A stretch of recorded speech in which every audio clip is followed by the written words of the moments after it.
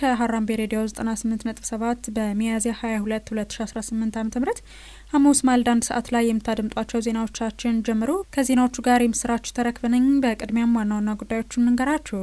ምርጫ ቦርድ ተራዝሞ የነበረው የመራጮች የምዝገባ ሂደት 1.6 ቢሊዮን ብር ተጨማሪ ወጪ እንዳስወጣው ስለመግለጹ፣ መረጃ ሰጪ ባለሙያዎች ከፖለቲካ ጫና ነጻ እንዲሆኑ ስለመጠየቁ፣ ሀገራዊ የምክክር ጉባኤው ምርጫው እንደተጠናቀቀ እንደሚጀምር ስለመነገሩ፣ ከውጪ በደቡብ አፍሪካ ለሚኖሩ ስደተኞች የጥንቃቄ መልእክት ስለመሰጠቱ፣ ዶናልድ ትራምፕ ንጉስ ቻርልስ ኢራን የኒውክሌር ጦር መሳሪያ ሊኖራት አይገባም ብለው እንደሚያምኑ ስለመግለጻቸውና ሌሎችንም ይዘናል። አብራችሁን ቆዩ። ምርጫ ቦርድ ተራዝሞ የነበረው የመራጮች የምዝገባ ሂደት 1.6 ቢሊዮን ብር ተጨማሪ ወጪ እንዳስወጣው ገልጿል። የኢትዮጵያ ብሔራዊ ምርጫ ቦርድ የመራጮች ምዝገባ ከየካቲት 28 ቀን 2018 ዓ.ም እስከ መጋቢት 28 ቀን 2018 ዓ.ም ድረስ እንደሚካሄድ አቅዶት የነበረውን የጊዜ ሰሌዳ ለ14 ቀናት ማራዘሙን ተከትሎ እስከ 1.6 ቢሊዮን ብር ተጨማሪ ወጪ እንዳስወጣው ገልጿል። ይህ የተባለው በቦርዱ አባል አቶ ተክሊት ይመሰል ሚያዝያ 17 ቀን 2018 ዓ.ም የፌዴራል የሕግና ፍትህ ኢንስቲትዩት የምርጫ ፍትህ በኢትዮጵያ የዳኝነት የፍትህና የአስተዳደር አካላት ሚና በሚል በአዲስ ዓለም አቀፍ ኮንቬንሽን ማዕከል በተዘጋጀ የውይይት መድረክ ላይ ባደረጉት ንግግር ነው። በተጨማሪም ቦርዱ ሚያዝያ 15 ቀን 2018 ዓ.ም በሰጠው ጋዜጣዊ መግለጫ የቦርዱ ዋና ሰብሳቢ ሜላትወርቅ ኃይሉ ተጨማሪ በጀት እንደሚያስፈልጋቸው ገልጸው እንደነበር ይታወሳል። መንግስት ለምርጫ ቦርድ 10 ቢሊዮን ብር መመደቡን የገለጹት ሜላትወርቅ አሁን ባለን አካሄድ ከዛ በላይ የሚያስፈልግ እንደሆነ ነው የምናምነው ሲሉ ገልጸዋል። ተጨማሪ በጀት አዘጋጅተን ጥያቄ አቅርበናል ሲሉም አክለዋል። ለካናዳ የስራ ስምሪት ምዝገባ አለመጀመሩን ሚኒስትሩ አስታወቀ። የስራና ክህሎት ሚኒስቴር ለካናዳ የስራ ስምሪት ምንም አይነት ይፋዊ ምዝገባ አለመጀመሩን አስታውቋል።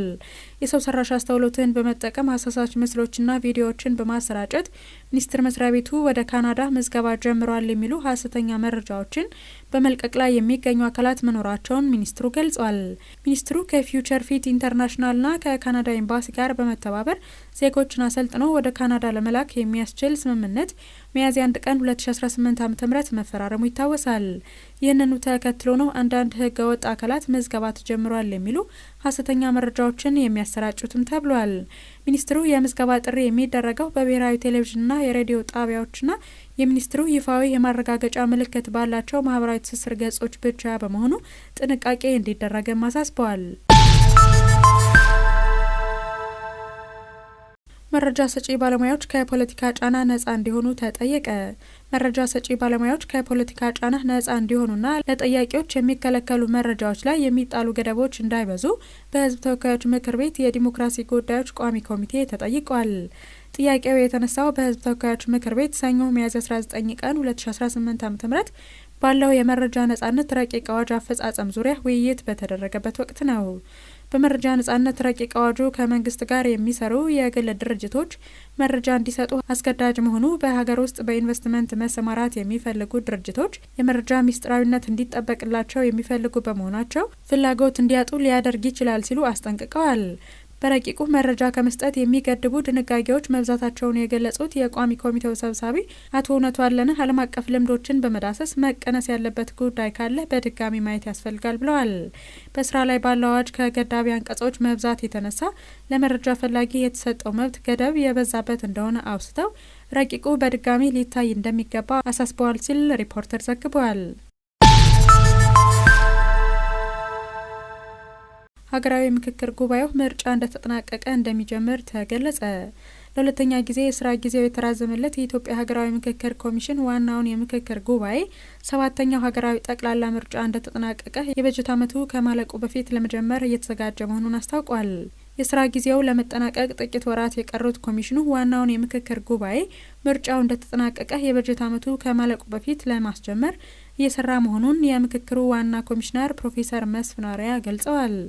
ኮሚሽኑ በ11 ክልሎችና በ2 ከተማ አስተዳደሮች የተሳታፊ መረጣና የአጀንዳ ልየታ ማከናወኑን፣ በዚህ ሂደትም ከትግራይ ክልል በኩል በርካታ ተግዳሮቶች እንደገጠሙትም ኮሚሽነሩ አስረድተዋል። በአሁኑ ወቅት ኮሚሽኑ ትግራይን ጨምሮ ከሁሉም የሀገሪቱ አካባቢዎች ለተውጣጡ አወያዮች የግንዛቤ ማስጨበጫ መድረክ እያካሄደ መሆኑን ገልጸዋል። በአዋጁ መሰረት አወያዮቹ የተመረጡት ኮሚሽነሮቹ በተመረጡበት አግባብ መሆን እንዳለበት በሚገልጸው መሰረት መካሄዱንና 190 አወያዮች መመረጣቸውን አስረድተዋል።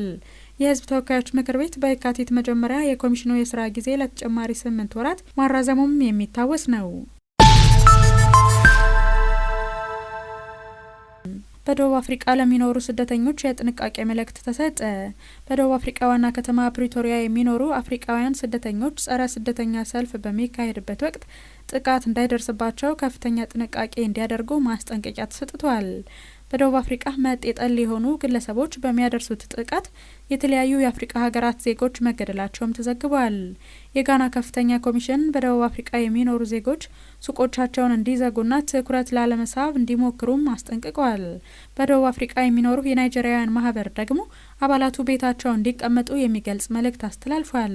በደቡብ አፍሪካ ከቅርብ ዓመታት ወዲህ የህገወጥ ስደተኞች ጉዳይ የፖለቲካ መሳሪያ እየሆነ መጥተዋል። የተወሰኑ ተቃዋሚዎች የውጭ ሀገራት ዜጎች ስራዎችን እያሳጡን ነው፣ እንዲሁም ፍትሐዊ ባልሆነ ሁኔታ ከህዝብ አገልግሎት ተጠቃሚ የሆኑ ነው ሲሉም ይወነጅላሉ። ነገር ግን ፕሬዝዳንት ሲሪል ራማፎሳ ዜጎች ፍርሃታቸውና ጭንቀታቸው ሌሎች አፍሪካዊ ወንድሞቻቸውን ወደ መጥላት እንዳያድግ አስጠንቅቀዋል። በሀገሪቱ ይገኛሉ ከተባሉት ስደተኞች መካከልም ኢትዮጵያን ጨምሮ ዚምባብዌ፣ ዲሞክራቲክ ኮንጎና የሶማሊያ ዜጎች ይገኙበታል ተብሏል። ፕሬዝዳንቱ ምንም አይነት የማተራመስ ሙከራ የማሊን ጉዞ እንደማይቀለብስ ተናገሩ። የማሊ ፕሬዝዳንት አስሚ ጎይታ በተደጋጋሚ በሀገራቸው ጥቃት መሰንዘሩን ተከትሎ ምንም አይነት የማተራመስ ሙከራ የማሊን ጉዞ ሊቀለብሰው እንደማይችል በቴሌቪዥን ባስተላለፉት መልእክት ተናግረዋል። በማሊ ላይ የተሰነዘሩት ጥቃቶች በታጠቁ አሸባሪ ቡድኖች እንዲሁም በውስጥና በውጭ ደጋፊዎቻቸው አማካኝነት ማሊን ለማተራመስ የተቀነባበረ የእቅድ አካል መሆኑን ፕሬዝዳንቱ አክለዋል። አስሚ ጎይታ በጥቃቱ ወቅት ለተገደሉት መከላከያ ሚኒስትሩ ወታደሮችና ንጹሃን ሰለባዎች ክብር በመስጠት ባለስልጣናት የማሊ ሕዝብ ለመረጠው የሀገር ግንባታ ሉዓላዊነትና ክብር ባላቸው ቁርጠኝነት እንደሚቀጥሉ አስታውቀዋል። የሀገሪቱ ጦር ኃይሎች የሀገሪቱን ደህንነት የማረጋገጥ ተልዕኳቸውን አጠናክረው እንዲቀጥሉም አጽንኦት ሰጥተዋል። አድማጮች ወደ ሰዓቱ የዓለም አቀፍ ዜናችን እናልፋለን። ዶናልድ ትራምፕ ንጉስ ቻርልስ ኢራን የኒኩሌር ጦር መሳሪያ ሊኖራት አይገባም ብለው እንደሚያምኑ ተናገሩ። የአሜሪካው ፕሬዝዳንት ዶናልድ ትራምፕ በዋይት ሀውስ በተዘጋጀ የራት ግብዣ ላይ ንጉስ ቻርልስ ኢራን የኒኩሌር የጦር መሳሪያ ሊኖራት አይገባም ብለው እንደሚያምኑ ነግረውኛል ሲሉ ከኔ በበለጠም በኒኩሌር ጉዳይ ይስማማሉ ሲሉ ተደምጠዋል። ፕሬዝዳንት ትራምፕ በዚሁ ንግግራቸው የኢራን አመራሮች በተቻለ ፍጥነት ብልህ ቢሆኑና የኒኩሌር ፕሮግራማቸውን ለመተው ቢስማሙ እንደሚሻልም አስገንዝበዋል። ትራምፕ አክለውም ኢራን የኒኩሌር ፕሮግራሟን ለመተው እንዴት መስማማት እንዳለባት አታውቅም ሲሉ በትሩዝ ሶሻል ገጻቸው ላይ ጽፈዋል። ዋይት ሀውስ ከኢራን ጋር በኒኩሌር ፕሮግራሞቿ ላይ ለመነጋገር ቢሞክርም ቴህራን ግን ፈቃደኛ ሳትሆን ቀርታለች። ቴህራን በቅድሚያ የሆርሙዝ ወሽመጥ እንዲከፈት የጠየቀችም ሲሆን በኒኩሌር ፕሮግራሟ ላይ የሚደረገውን ንግግር ወደ ሌላ ጊዜ እንዲተላለፍ መጠየቋም አይዘነጋም። በኢራን አሜሪካና እስራኤል መካከል የተጀመረው ጦርነት 2 ወር የተሻገረም ሲሆን ትራምፕ ወደ ኢራን የሚገቡና የሚወጡ መርከቦች እንቅስቃሴ ላይ እገዳ መጣላቸው ይታወሳል። አድማጮች ከሀራምቤ ሬዲዮ 98.7 በሚያዝያ 22 2018 ዓ.ም ሐሙስ ማልዳ ላይ ስታደምጧቸው የቆያችሁት ዜናዎቻችን ይህን ይመስሉ ነበር። ዋና ዋና ጉዳዮቹን መለስ ብለን እንገራችሁ። ምርጫ ቦርድ ተራዝሞ የነበረው የመራጮች የምዝገባ ሂደት 1.6 ቢሊዮን ብር ተጨማሪ ወጪ እንዳስወጣው ስለመግለጹ፣ መረጃ ሰጪ ባለሙያዎች ከፖለቲካ ጫና ነጻ እንዲሆኑ ስለመጠየቁ፣ ሀገራዊ የምክክር ጉባኤው ምርጫው እንደተጠናቀቀ እንደሚጀምር ስለመነገሩ፣ በደቡብ አፍሪካ ለሚኖሩ ስደተኞች የጥንቃቄ መልእክት ስለመሰጠቱ፣ ዶናልድ ትራምፕ ንጉስ ቻርልስ ኢራን የኒኩሌር ጦር መሳሪያ ሊኖራት አይገባም ብለው እንደሚያምኑ ተናገሩ የሚሉና ሌሎች ጉዳዮችን ስንገልጽላችሁ ቆየን። ከዜናዎቹ ጋር የምስራች ተረክበ ነበርኩ። የምስራች የምትሰሙበት መልካም ዕለት እንዲሆንላችሁ እንመኛለን። ሌሎች ጣቢያችን ዝግጅቶች ከእናንተ ጋር ናቸው።